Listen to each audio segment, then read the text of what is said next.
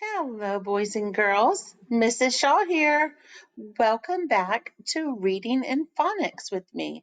I am so glad to see you all here this week. It is always the highlight of my week when we get to be together on the computer to learn more about reading and phonics. Let's get started with our slideshow. This week, our learning goals are I can identify the topic and theme of a story, and I can identify the author's purpose. Let's go back to the first learning goal, identifying the topic and theme of a story. The topic of a story is a couple of words, and it's what the story is about. For instance, it could be about being kind or being a friend. Just a couple of words to describe it. The theme is the message or lesson in the story. For example, common themes are being brave, being kind to others, knowing that it's okay to be different, do your best, work together, always tell the truth, never give up, and do the right thing. To find the theme, we ask ourselves, what did the main character learn? What does the author want me to learn? Moving on, let's talk a little bit about identifying the author's purpose. When we would like to identify the author's purpose for writing a text is another word for book, we want to ask ourselves, are they trying to persuade? Are they trying to inform? Are they trying to entertain? This week, we will learn about persuasive texts. In a persuasive text, the author gives reasons to try to get the reader to do or believe something or to change the reader's minds. In phonics this week, our learning goal is continued from last week, and it is identifying the beginning sounds in words. Boys and girls, if you have already mastered identifying the beginning sounds in words, please move on to identifying the ending sound or the final sound in words.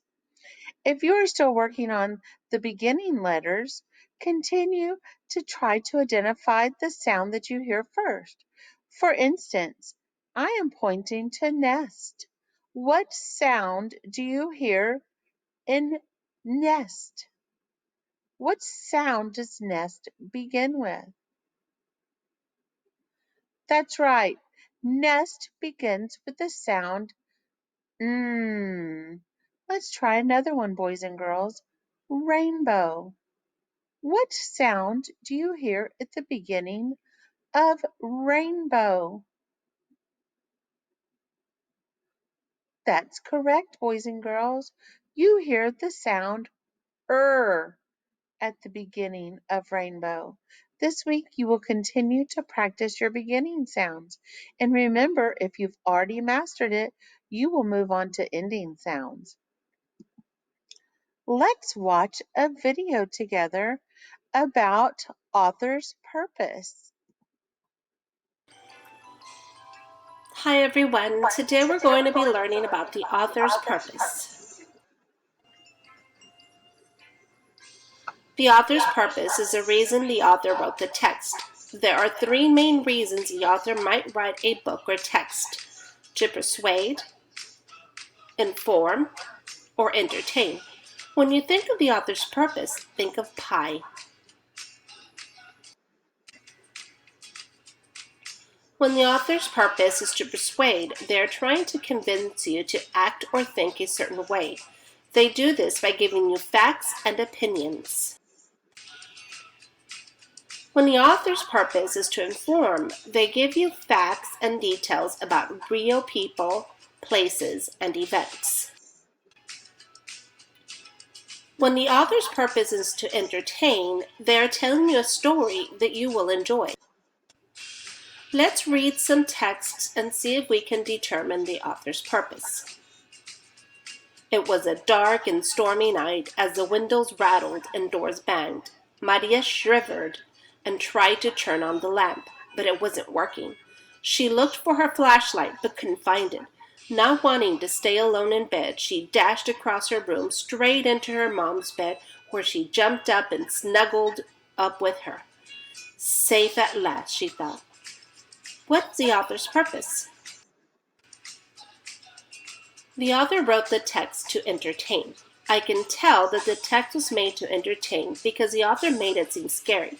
Other ways you can tell if the text you are reading is to entertain is when the text is funny, the words paint a picture in your mind, it includes lots of feelings, the characters seem real, or it has suspense. Suspense is a feeling of excitement or anxiety from mystery or doubt. Let's see if we can figure out the author's purpose of this text.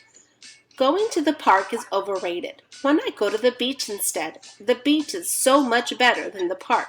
First, you can go swimming and play almost any game you want in the water. Have you ever tried playing catch in the sea? It is so much fun. Second, you can also have a picnic, but at the beach you can feed the seagulls. It is funny seeing them try to get every morsel you throw at them. The beach is a lot more fun than the park. What is the author's purpose? The author wrote the text to persuade. I could tell that the text was made to persuade because the author wants to convince you that going to the beach is better than the park. When an author tries to convince you about something, then he or she is trying to persuade you.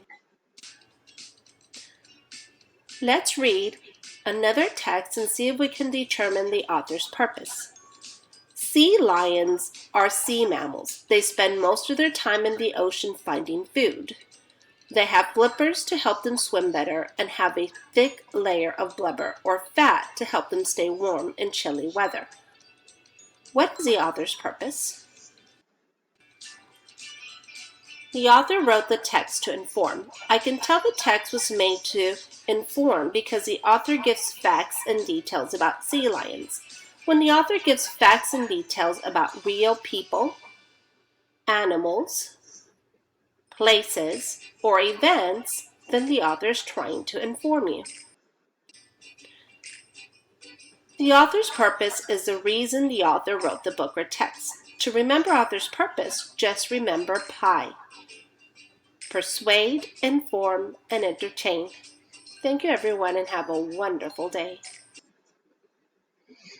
All right, boys and girls. So remember now that you can think pie, persuade, which is what we're learning about this week, inform, which is when the author is trying to teach you things such as facts about whales or facts about dolphins or facts about the life cycle of a butterfly. And to entertain is fun books like Pete the Cat, Pig the Pug, books like that. Remember, boys and girls, keep working on your awesome reading habits, and I will see you next time. Have a great week, readers.